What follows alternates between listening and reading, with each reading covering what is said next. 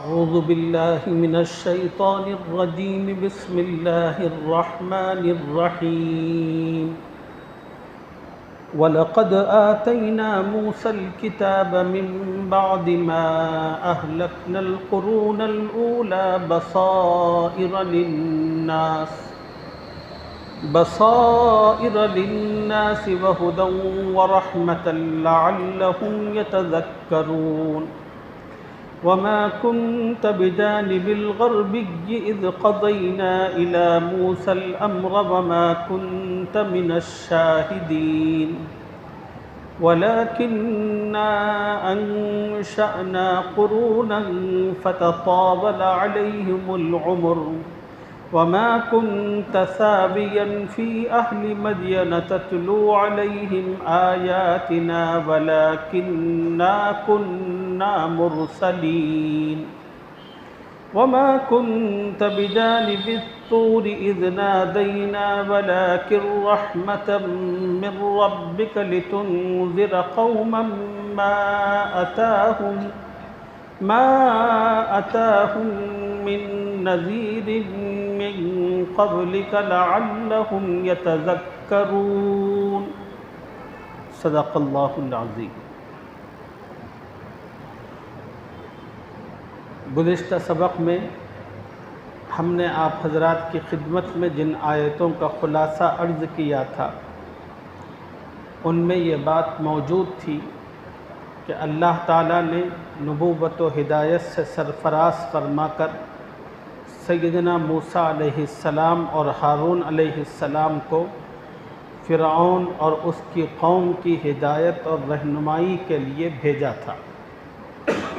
چنانچہ موسیٰ علیہ السلام اپنے بھائی کے ساتھ فرعون کے پاس جا کر اس کو حق کی دعوت دی، ایک اللہ کی عبادت و بندگی سے متعلق بتایا اور اپنے بارے میں تعارف کراتے ہوئے کہا کہ میں اللہ کا رسول اور اس کا پیغمبر ہوں. اور پھر حضرت موسیٰ علیہ السلام نے وہ نشانیاں دکھائی جو اللہ نے آپ کو عطا فرمائی تھی، جن کو معجزہ کہا جاتا ہے. فرعون اور اس کی قوم نے معجزات دیکھنے کے بعد موسیٰ علیہ السلام کے پیغام حق کو سننے کے بعد غرور اور تکبر کی راہ اختیار کی. انہوں نے حق سے منہ موڑا. موسیٰ علیہ السلام کئی عرصے تک ان کے درمیان رہ کر ان کو تبلیغ و دعوت کرتے رہے، سمجھاتے رہے، مگر ان لوگوں کا غرور اور تکبر تھمنے کا نام ہی نہ لیتا تھا.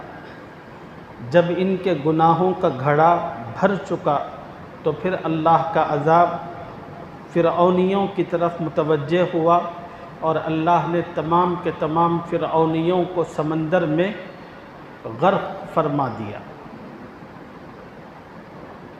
اور بنی اسرائیل جو موسیٰ علیہ السلام کی قوم تھی، اللہ نے ان کو فرعونیوں کے چنگل سے، ان کے ظلم و ستم سے نجات عطا فرمائی. بنی اسرائیل جب دریا سے پار ہوئے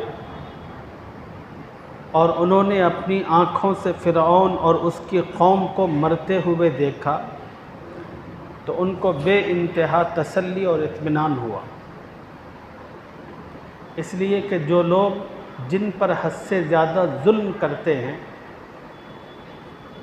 اگر وہ ان کو مار نہیں سکتے تو ان کے دل میں ایک تمنا ہوتی ہے کہ ان کو انجام سے پہنچتا ہوا ہم اپنی آنکھوں سے دیکھیں. اور اللہ تعالیٰ نے اسرائیلیوں کو فرعونیوں کا انجام دکھایا. اس کے بعد تمام کے تمام بنی اسرائیلی حضرت موسیٰ علیہ السلام سے کہنے لگے، موسیٰ اب تک تو ہم پر فرعون کا ظلم و ستم تھا اور اس کے قیدی میں تھے، اس کی قید میں تھے، جس کے نتیجے میں ہمیں اس کا حکم ماننا پڑتا تھا. اب اللہ نے ہمارے اس دشمن کو تباہ و تاراج کر دیا، اب ہم آزاد ہو چکے ہیں. آپ اللہ کے پاس سے کوئی قانون لے کر آئیں جس میں ہم روز مرہ کی زندگی میں عمل کر سکیں۔ حضرت موسیٰ علیہ السلام خوش ہوئے اور اللہ سے دعا کی، اے اللہ اب میری قوم آزاد ہو چکی ہے، اب ایک اچھی زندگی گزارنا چاہتی ہے تیری عبادت و بندگی کے ساتھ، وہ ایک قانون کا مطالبہ کرتی ہے، اے اللہ کوئی قانون آپ دیجئے تاکہ اس کی روشنی میں میری قوم اپنی زندگی کے معاملات کو چلا سکے۔ اللہ نے موسیٰ علیہ السلام کی دعا قبول فرمائی اور موسیٰ علیہ السلام سے کہا کہ کوہ طور پر آؤ اور اعتکاف کرو اور پھر ہم آپ کو وہ کتاب دیں گے۔ چنانچہ حضرت موسیٰ علیہ السلام کوہ طور پر گئے، اعتکاف کیا۔ اللہ تعالیٰ نے مدت کی تکمیل کے بعد حضرت موسیٰ علیہ السلام کو تورات نامی کتاب عطا فرمائی۔ حضرت موسیٰ علیہ السلام خوش ہو کر اللہ کی اس کتاب کو اپنی قوم کے پاس لے کر آئے۔ اب جن آیتوں کی میں نے تلاوت کی ہے اس میں سے پہلی آیت میں اللہ نے اسی سے متعلق بیان فرمایا ہے، وَلَقَدْ آتَيْنَا مُوسَى الْكِتَابَ مِن بَعْدِ مَا أَهْلَكْنَا الْقُرُونَ الْأُولَى، اور اگلی امتوں کے ہلاک کرنے کے بعد ہم نے موسیٰ علیہ السلام کو کتاب دی تھی، اور جو کتاب اللہ نے موسیٰ علیہ السلام کو دی تھی اس کتاب کی کچھ خصوصیتیں تھیں۔ اللہ نے آیت کے اگلے حصے میں اس آسمانی کتاب کی خصوصیتوں کو بیان کر رہا ہے۔ بصائر للناس، اس کتاب کی پہلی خصوصیت یہ تھی کہ وہ لوگوں کے لیے موجب بصیرت تھی۔ وہ کتاب لوگوں کے لیے موجب بصیرت تھی۔ ایک ہوتی ہے بصارت، ایک ہوتی ہے بصارت اور ایک ہوتی ہے بصیرت، ان دونوں میں بہت فرق ہے۔ بصارت کہتے ہیں آنکھ سے دیکھنے کو، بصارت کہتے ہیں آنکھ سے دیکھنے کو، بصیرت کہتے ہیں دل سے دیکھنے کو۔ اللہ تعالیٰ نے بہت ساری قوموں سے متعلق قرآن مجید میں کہا، بلکہ نوح علیہ السلام کی قوم کے متعلق کہا گیا کہ انہم کانوا قوما عمین، یہ اندھی قوم تھی جس میں بصیرت نام کی کوئی چیز نہیں تھی۔ آنکھ تو موجود تھے، وہ اپنی آنکھوں سے سب چیزوں کو دیکھتے بھالتے تھے، لیکن دل کی جو آنکھ تھی وہ بند تھی۔ ایک حدیث میں رسول اللہ صلی اللہ علیہ وسلم نے فرمایا، اللہ تعالیٰ جس بندے کے ساتھ خیر کا، ہدایت کا ارادہ کرتے ہیں، من یرید اللہ بہ خیرا یفقہہ فی الدین، اللہ تعالیٰ اس کو صحیح سمجھ عطا فرماتے ہیں، اور سمجھ سے پہلے اللہ تعالیٰ اس کی دل کی آنکھ کو کھول دیتے ہیں۔ انسان کی جب دل کی آنکھ کھلتی ہے تو پھر اس انسان کو اچھے برے کی درمیان تمیز کرنے کی صلاحیت پیدا ہوتی ہے۔ اچھے برے کو سمجھنا اور اس میں فرق کرنا یہ ظاہری آنکھوں سے ممکن نہیں ہے، یہ دل کی آنکھوں کی بنیاد پر ممکن ہے۔ چنانچہ ایک مومن کو جب اللہ تعالیٰ سے وہ دعا کرتا ہے، جہاں یہ دعا کرتا ہے کہ اے اللہ میری آنکھوں کے اندر بصارت روشنی تیز فرما، وہیں پر ایک مسلمان کو یہ بھی دعا کرنی ہے کہ اے اللہ میرے دل کی آنکھوں کو بھی روشن فرما، میرے دل کے اندر روشنی عطا فرما۔ دل کی روشنی کو بصیرت کہتے ہیں اور ظاہری آنکھ سے دیکھنے کو بصارت کہتے ہیں۔ اللہ تعالیٰ نے تورات سے متعلق اس کی پہلی خصوصیت بیان کرتے ہوئے کہا، بصائر للناس، تورات کے اندر لوگوں کے لیے بصیرت کا سامان تھا۔ مکے کے مشرکین سے متعلق بھی نبی صلی اللہ علیہ وسلم نے فرمایا صم بکم عمی فہم لا یعقلون، یہ بہرے ہیں، گونگے ہیں، اندھے ہیں، ان کو دماغ ہی نہیں ہے۔ یہ اللہ کیوں؟ ایسا نہیں تھا کہ مشرک اندھے تھے، مشرکوں کو آنکھ تھی لیکن دل کی آنکھ بند تھی۔ اس کے نتیجے میں ان کو اللہ کے نبی قرآن جو پیش کرتے تھے اور حق کا جو پیغام دیتے تھے وہ پیغام اترتا نہیں تھا۔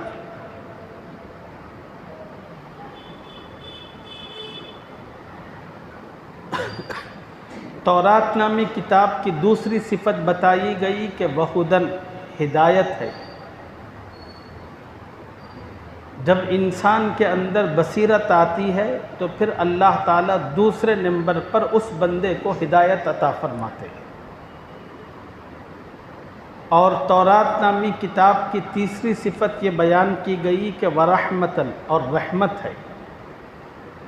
جب انسان دل کی آنکھ سے اللہ کی کتاب کو سمجھتا ہے تو پھر اس کو ہدایت ملتی ہے، اور اس ہدایت کے ملنے کے بعد جب اس کو پر وہ عمل کرتا ہے تو اللہ کی رحمت کا مستحق بنتا ہے۔ اسی کو اللہ نے فرمایا لعلہم یتذکرون، تاکہ وہ اس سے نصیحت حاصل کرے۔ اس مقصد کے تحت اللہ نے وہ آسمانی کتاب نازل فرمائی تھی۔ تورات کی جن 3 خصوصیات کو اللہ نے بیان فرمایا، قرآن مجید سے متعلق بھی یہی خصوصیات ہے۔ وہ بھی اللہ کی طرف سے بصیرت ہے، ہدایت ہے، رحمت ہے۔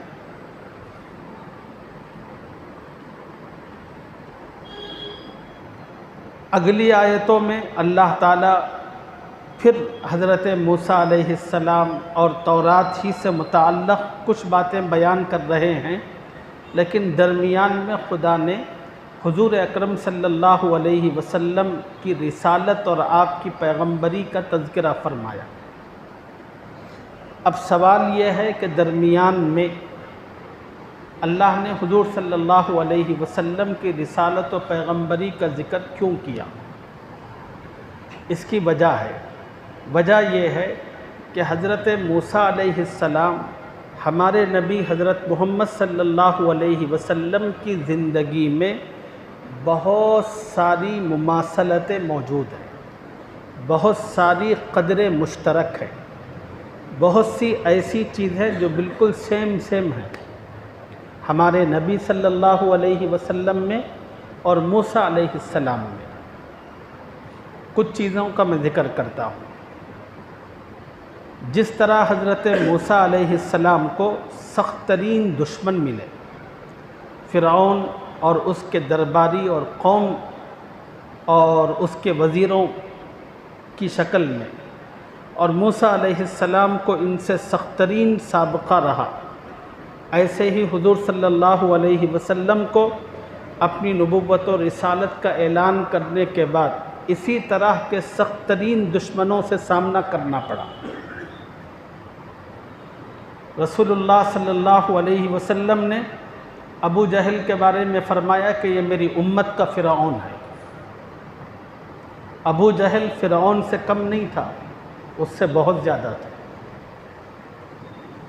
اور جیسے سخت حالات سے، آزمائشوں سے حضرت موسیٰ علیہ السلام کو گزرنا پڑا، ایسے ہی سخت ترین آزمائشوں سے ہمارے نبی صلی اللہ علیہ وسلم کو بھی گزرنا پڑا۔ جس طرح اللہ تعالیٰ نے موسیٰ علیہ السلام کو پیغمبری نبوت و رسالت عطا فرمائی، اسی طرح اللہ نے ہمارے نبی صلی اللہ علیہ وسلم کو پیغمبری نبوت و رسالت عطا فرمائی۔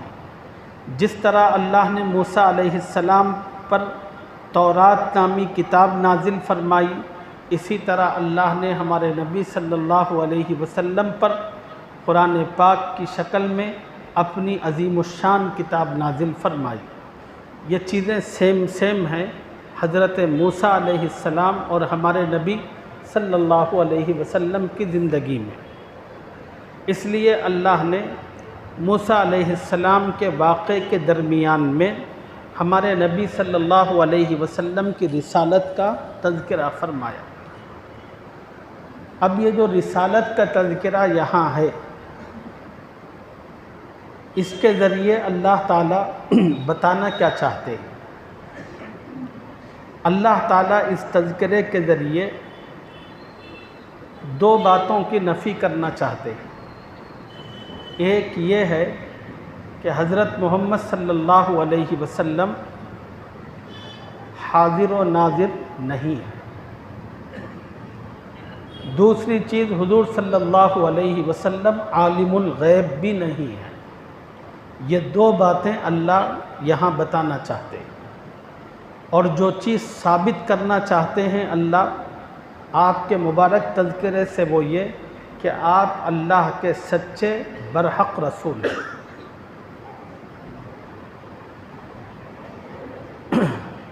اللہ رب العزت نے فرمایا کہ اے نبی، موسیٰ علیہ السلام کو جب ہم نبوت و رسالت عطا کر رہے تھے، اس وقت تو آپ طور پر تو موجود نہیں تھے، آپ کوہ طور پر موجود نہیں تھے جب ہم موسیٰ علیہ السلام کو نبوت و رسالت عطا کر رہے تھے۔ موسیٰ علیہ السلام کی جو داستان ہم نے بیان فرمائی، اس داستان کے وقت آپ نہ مدین میں تھے نہ مصر میں موجود تھے، آپ تو اس وقت تھے ہی نہیں۔ اے نبی صلی اللہ علیہ وسلم، اس دور کے اس زمانے کے حالات ہم نے آپ کو بتائے،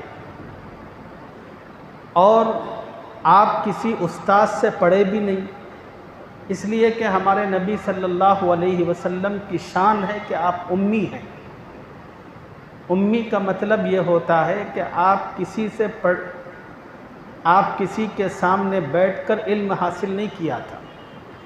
نبی صلی اللہ علیہ وسلم کو علم اللہ نے سکھایا۔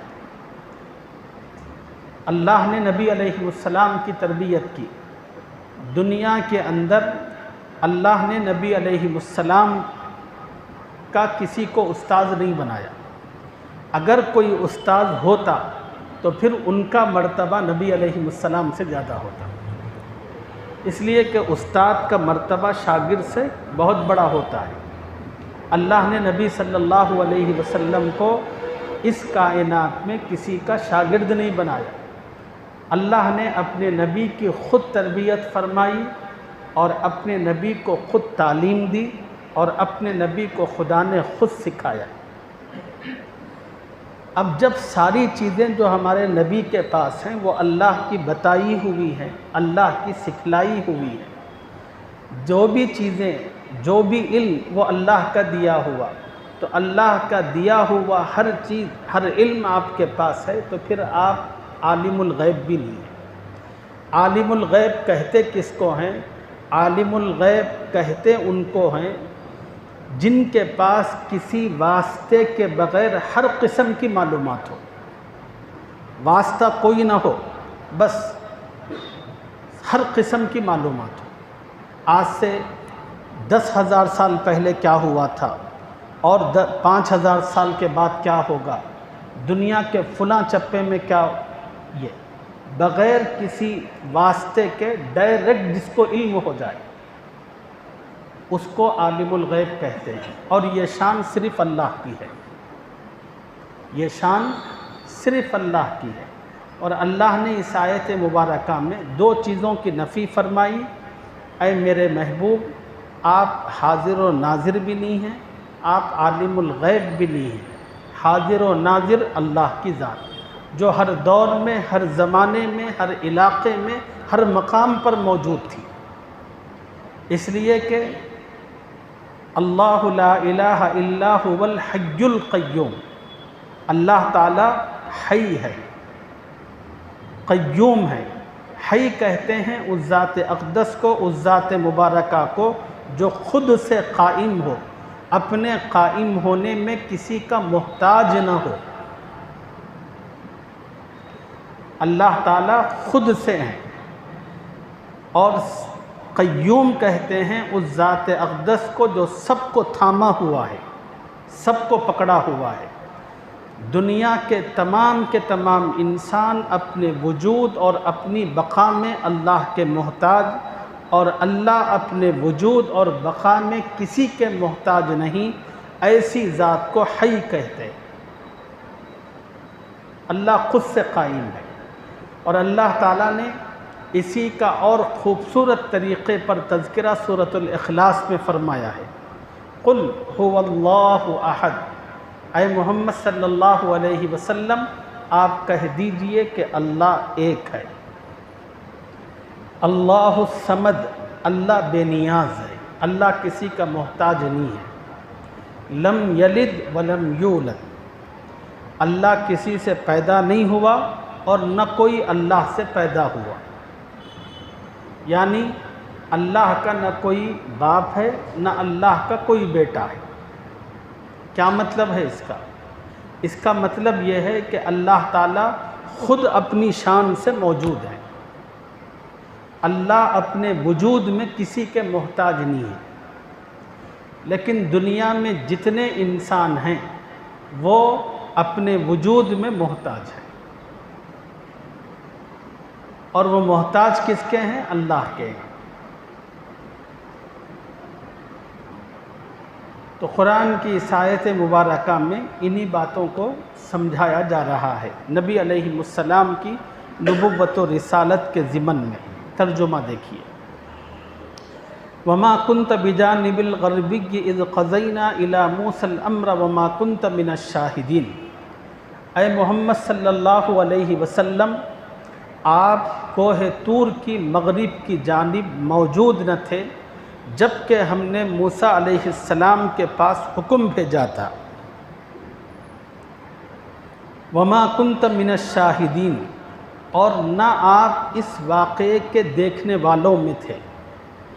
وَلَكِنَّا أَنشَأْنَا قُرُونًا فَتَطَاوَلَ عَلَيْهِمُ الْعُمُرُ، لیکن ہم نے موسیٰ علیہ السلام کے بعد کئی امتیں پیدا کی اور پھر ان پر زمانے دراز گزر گیا۔ وَمَا كُنْتَ ثَاوِيًا فِي أَهْلِ مَدْيَنَ تَتْلُو عَلَيْهِمْ آيَاتِنَا، اور آپ نہ مدین والوں میں رہتے تھے کہ ان کو ہماری آیتیں پڑھ پڑھ کر سنایا کرتے۔ وَلَكِنَّا كُنَّا مُرْسِلِينَ، لیکن ہم ہمیشہ رسول بھیجتے رہے۔ وَمَا كُنْتَ بِجَانِبِ الطُّورِ إِذْ نَادَيْنَا، اور نہ آپ طور کے کنارے تھے جب ہم نے موسیٰ علیہ السلام کو آواز دی تھی۔ وَلَكِنْ رَحْمَةً مِّن رَبِّكَ، لیکن تمہارے پروردگار کی رحمت سے آپ پیغمبر بنائے گئے۔ لِتُنذِرَ قَوْمًا مَّا أَتَاهُم مِّن نَّذِيرٍ مِّن قَبْلِكَ لَعَلَّهُمْ يَتَذَكَّرُونَ، کہ اللہ تعالیٰ فرما رہے ہیں کہ اے نبی، آپ وہاں موجود بھی نہیں تھے، نہ آپ کو علم غیب تھا، اس کے باوجود اتنے زمانوں کے واقعات جو آپ سے ہزاروں سال پہلے موسیٰ علیہ السلام پر جو واقعات گزرے، ان واقعات کو آپ لوگوں کے سامنے سنا رہے ہیں۔ یہ دلیل ہے اس بات کی کہ آپ اللہ کے سچے رسول ہیں۔ کیوں؟ اس لیے کہ آپ سے ہزاروں سال پہلے یہ واقعات ہوئے۔ یہ واقعات دنیا میں کس نے آپ کو بتایا؟ آپ کو پڑھنا آتا نہیں، نہ آپ وہاں پر موجود تھے۔ بھئی آدمی موجود ہو تو ہاں یہ کہہ سکتا ہے کہ مجھے معلوم ہے، میں وہاں تھا، وہاں دیکھا سب کچھ، وہ واقعات بتا سکتا ہے۔ یا دوسرا، وہ واقعات کسی کتابی شکل میں موجود تھے تو آپ ان کتابوں کو پڑھ کر، ان قصوں کو پڑھ کر لوگوں کے سامنے آپ سنا سکتے ہیں۔ حضور صلی اللہ علیہ وسلم تو امی تھے، آپ کو لکھنا پڑھنا نہیں آتا تھا، تو حضور صلی اللہ علیہ وسلم کیسے کتابوں کو پڑھ سکتے تھے؟ کہ نبی نے امی ہونے کے بعد اتنے ہزاروں سال پہلے کے واقعات کو لوگوں کے سامنے ٹھیک ٹھیک بتایا۔ یہ دلیل اور علامت ہے اس بات کی کہ یہ واقعات کا علم آپ کو اللہ کی جانب سے ہوا۔ اور اللہ نے ان واقعات کا علم آپ پر وحی کی شکل میں اتارا اور اس وحی کی روشنی میں آپ نے وہ چیزیں امت کے سامنے اور لوگوں کے سامنے رکھی۔ وَلَٰكِن رَحْمَةً مِّن رَبِّكَ، لیکن آپ کے پروردگار کی رحمت سے آپ پیغمبر بنائے گئے۔ لِتُنذِرَ قَوْمًا مَّا أَتَاهُم مِّن نَّذِيرٍ مِّن قَبْلِكَ لَعَلَّهُمْ يَتَذَكَّرُونَ، تاکہ ان لوگوں کو ڈراؤ جن کے پاس تم سے پہلے کوئی ڈرانے والا پیغمبر نہیں آیا۔ حضور صلی اللہ علیہ وسلم عرب میں بھیجے گئے تھے، اور عرب میں آپ سے پہلے جو آخری پیغمبر تھے وہ سیدنا اسماعیل علیہ السلام تھے، اور اسماعیل علیہ السلام حضرت ابراہیم علیہ السلام کے بیٹے ہیں۔ ہمارے نبی اور ابراہیم علیہ السلام کے درمیان تقریباً 2500 سال کا فاصلہ ہے۔ کتنا فاصلہ؟ 2500 سال کا فاصلہ۔ اب حضرت ابراہیم علیہ السلام کے بیٹے اسماعیل علیہ السلام، اس لیے کہ اللہ تعالیٰ نے ابراہیم علیہ السلام کو 2 بیٹے دیے تھے، ایک اسماعیل علیہ السلام، دوسرے اسحاق علیہ السلام۔ پھر اللہ تعالیٰ نے اسحاق علیہ السلام کو ایک بیٹا دیا تھا جن کا نام تھا یعقوب علیہ السلام۔ ان یعقوب علیہ السلام کو اللہ نے 12 بیٹے دیے تھے۔ پورے کے پورے اللہ کے پیغمبر ابراہیم علیہ السلام کے بعد اسحاق علیہ السلام کے نسب اور سلسلے میں آئے۔ ابراہیم علیہ السلام کے جو پہلے بیٹے اسماعیل علیہ السلام تھے، ان کے سلسلے میں خدا نے کوئی پیغمبر نہیں رکھا، صرف ایک پیغمبر رکھا، وہ ہمارے اور آپ کے آقا حضرت محمد صلی اللہ علیہ وسلم۔ اب یہ جو عرب کی قوم تھی، یہ اسماعیل علیہ السلام کی تعلیمات اور ان کے دین پر، ان کے باپ ابراہیم علیہ السلام کی تعلیمات اور دین پر اپنے آپ کو مینٹین کی ہوئی تھی، اور پھر ایک لمبا عرصہ گزرنے کی وجہ سے دھیرے دھیرے دھیرے اس قوم کے خیالات میں، ان کے اعمال میں تبدیلی آتی گئی۔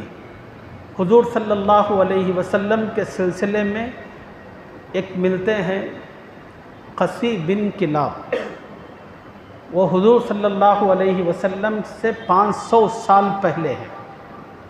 وہاں سے عرب میں بت پرستی آئی۔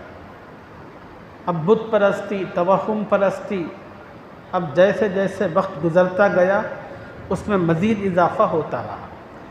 اب پھر اللہ تعالیٰ نے حضور صلی اللہ علیہ وسلم کو آخری وقت میں نبی بنا کر بھیجا، تو اللہ رب العزت نے فرمایا کہ اے نبی، اللہ نے آپ کو اس قوم کی طرف نبی بنا کر بھیجا جس قوم میں آپ سے پہلے کوئی اور نبی نہیں آیا۔ یعنی آئے تو تھے لیکن بہت ہزاروں سال پہلے، اتنے لمبے عرصے تک کوئی نبی نہیں آیا۔ اب آپ آئے ہیں، اور ہم نے آپ کو نبوت و رسالت اس لیے دی ہے کہ تاکہ آپ ان کو ڈرائیں۔ ڈرانا کیوں ہے؟ لعلہم یتذکرون، کیا عجب ہے کہ وہ نصیحت حاصل کرے۔ اب اگلی آیتوں میں کچھ اور مضامین موجود ہے، انشاءاللہ اس کی تفصیل اگلے سبق میں آپ حضرات کی خدمت میں عرض کریں گے۔ اللہ مجھے اور آپ کو قرآن پاک صحیح طور پر سمجھنے کی اور اس سے ہدایت اور نصیحت حاصل کرنے کی توفیق عطا فرمائے۔ سبحان اللہ و بحمدہ، سبحانک اللہم و بحمدک، ونشہد ان لا الہ الا انت، نستغفرک و نتوب الیک۔